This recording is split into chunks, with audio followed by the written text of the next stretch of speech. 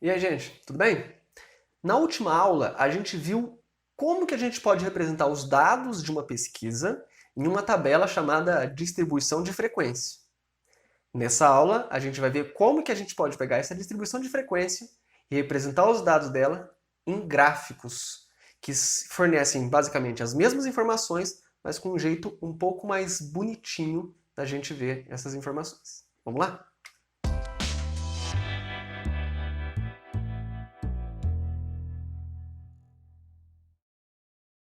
Então vamos lá, gente. Primeiro eu coloquei aqui, ó, nossa distribuição de frequência da última aula, que a gente montou juntos. Lembra, né? Era um probleminha que trazia as alturas de 40 pessoas de uma família que estava numa festa. Era uma coisa assim, não era? Lembram?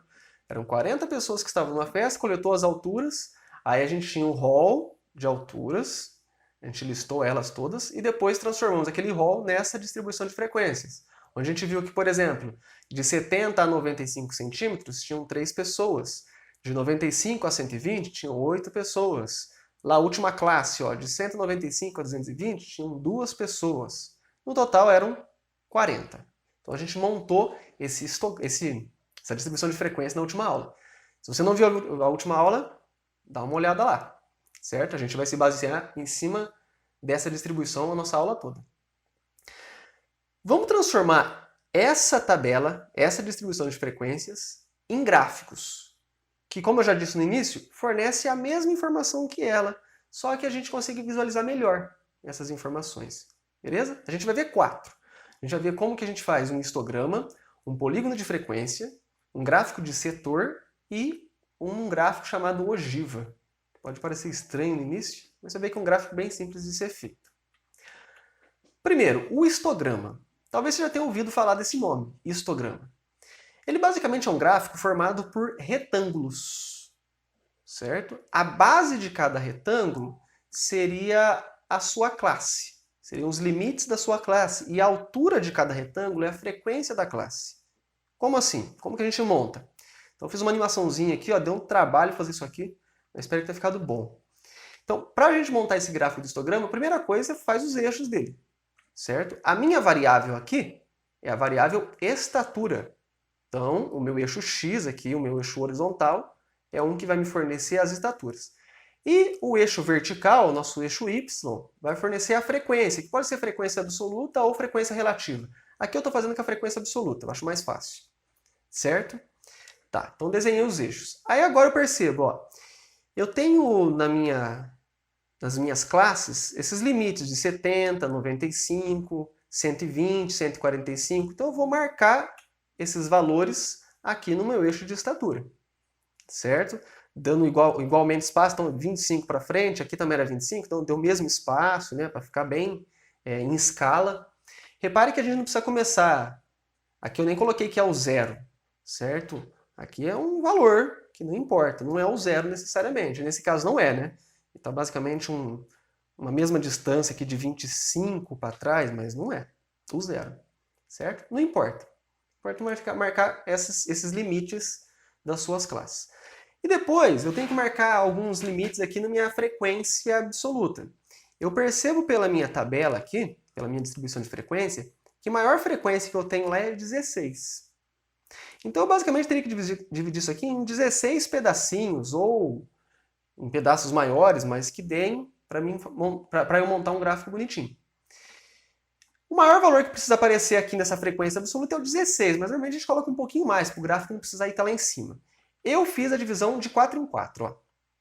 Então deixei aqui de 4 em 4, 4, 8, 12, 16, deixei até o 20. Então passou um pouquinho do maior valor, mas não tem problema, é até bom que fique um pouquinho acima. E aí isso vai me facilitar montar tudo. Porque olha só, agora são retângulos que a gente vai construir, que é o meu histograma em si, o meu gráfico. O primeiro retângulo é referente à primeira classe. Essa primeira classe vai de 70 até 95. Então a base do meu retângulo é de 70 a 95. E a altura dele é a frequência dele, que é 3. Então ele vai até um pouquinho abaixo desse 4 aqui, né? Às vezes a gente escreve a frequência em cima dele para ficar mais claro, certo? Frequência 3. A próxima classe, que é de 95 a 120, frequência absoluta 8. Então significa que eu vou fazer um retângulo de base 95 a 120 e altura 8. Certo?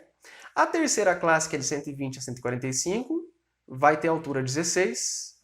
Então monto até o 16, ó, no eixo Y.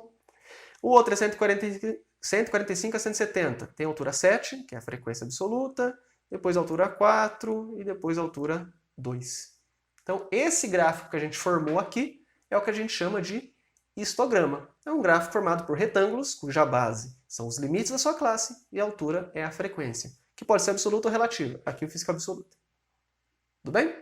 Esse é o primeiro tipo de gráfico, onde a gente pode transformar a minha distribuição de frequência para ele. E reparem como fica um pouco mais fácil de visualizar as informações. Certo? As duas coisas aqui, ó, essa tabela e esse gráfico, fornecem a mesma informação. Só que no gráfico é um pouco mais simples de você visualizar.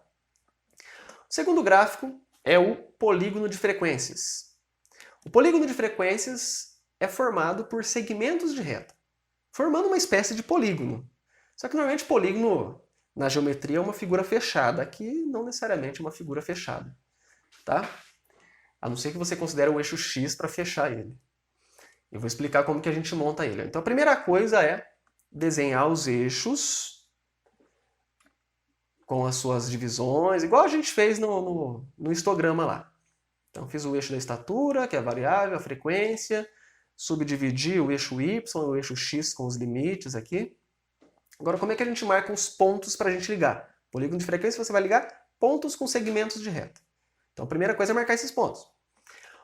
O primeiro ponto, a gente marca sempre meia classe antes da primeira classe. Tipo assim, ó, meia classe não, meia amplitude, né? Então eu tô vendo aqui, ó, por exemplo, cada classe é de 25 em 25, não é? Então eu vou pegar a metade de 25, 12,5, e eu vou para trás desse 70 aqui, 12,5 para trás. E aí marco em cima do eixo. Marquei o primeiro ponto, tá vendo aqui, ó, vermelhinho? Então é meia classe, meia amplitude de classe para trás da primeira classe.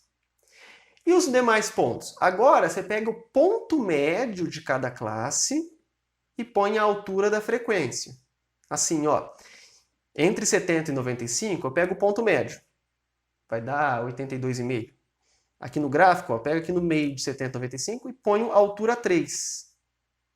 Marco um ponto com altura 3 a partir do ponto médio. Certo? Seria o Y3, seria a frequência dele. Certo? O próxima classe, de 95 a 120, eu pego o ponto médio e ergo 8. Então, pego o ponto médio aqui e ergo 8. Marco o ponto lá. Próxima classe ergue 16, e é a metade, né, o ponto médio dessa classe aqui. Então, vem aqui no metadinha, 16 para cima. Depois, metadinha 7 para cima, 4 para cima, 2 para cima. E aí, do mesmo jeito que lá no comecinho eu vim meia classe para trás, ó, eu vou meia classe para frente em cima do eixo também. Tudo bem? Com isso eu marquei os pontos. Então, de novo, pego o ponto médio da classe e a altura é a frequência. E agora eu ligo esses pontos com segmentos de reta. Você não vai fazer uma curvinha juntando eles aproximadamente. Não, não. É reta mesmo. Segmento de reta. Pega num ponto, liga até o outro. Pega desse ponto, liga até o próximo. E assim por diante. Esse gráfico aqui que está em vermelho é o que a gente chama de polígono de frequência. Certo? Repare que esse polígono de frequência ele poderia ser construído a partir do histograma. Eu coloquei aqui o histograma por trás, ó. Repare que cada ponto que aparece aqui é o ponto médio do topo de cada retângulo. Então, o primeiro retângulo que aparecia com o ponto médio, marca um ponto. Segundo retângulo, ponto médio, marca um ponto. E esses são os pontos que formam o polígono de frequência. Certo? Só lembrando também tem meia classe para frente, né? Meia amplitude para frente e meia amplitude para trás de pontos em cima do eixo. Tudo bem? Com isso a gente encerra o nosso segundo gráfico. O terceiro tipo de gráfico que eu quero abordar com vocês é o setor.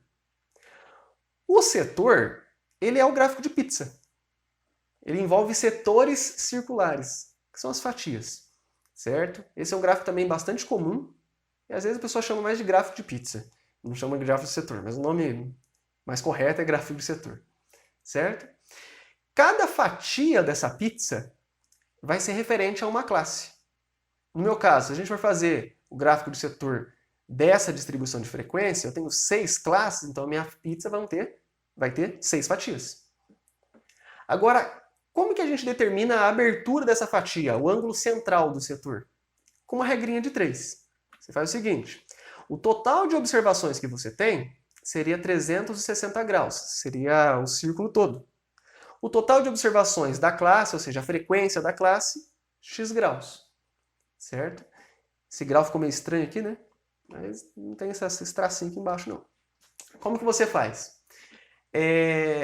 No meu caso, que aqui eu já vou colocar direto para vocês para ir um pouco mais rápido, tá?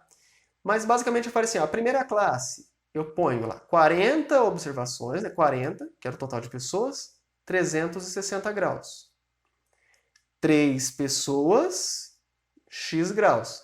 Resolvo a regrinha de 3 e ia dar o ângulo dessa primeira fatia, referente à primeira classe. Depois eu faço 40 a 360 graus.